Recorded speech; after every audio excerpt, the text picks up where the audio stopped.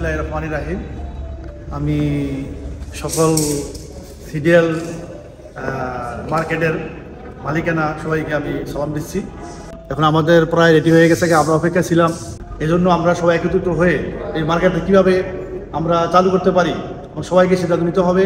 CDL মালিকের সাথে আমরা পরামর্শ করে এটা কীভাবে চালু করা যায় সে চিন্তাভাবনা করে আমরা আগেই আসতে হবে। আমরা যদি দূরে থাকি, যদি অবহেলা করি, আমরা যদি ফোন দিয়ে বলি যে আমরা মিটিং করব, আসবো, ওখানে যাবো, তা হবে না। এখানে আসতে হবে, ভিজিটে এসে দেখতে হবে যে কী পরিস্থিতি। আমাদের মার্কেট প্রায় শেষ পর্যায়ে, এখন সিডিএলের কাজ শেষ, এখন আমাদের কাজ।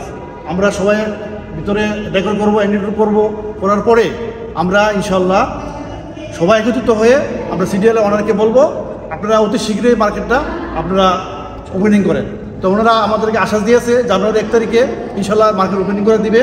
তো আপনারা সবাই সকল ভাইদেরকে আমি দৃষ্টি আকর্ষণ করে বলছি আপনারা সবাই আসেন, যারা মালিকানা আছেন এসে আপনারা ভিজিটিং আসেন, এসে মার্কেটগুলো আপনারা ইন্ডিয়া করেন, ডেকোর করেন, তবে আমাদের জন্য সবাই ভালো হবে ইনশাল্লাহ।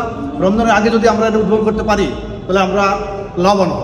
তাই আমি সকল ভাইদের দৃষ্টি আকর্ষণ করছি আপনারা আসেন, মার্কেটে এসে আপনারা দেখেন, দূর থেকে ফোন দেন না, আপনারা আসেন, এসে দেখেন।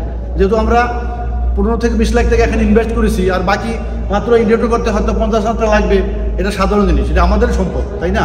এটা তো আমরা ফেলে দেবো না।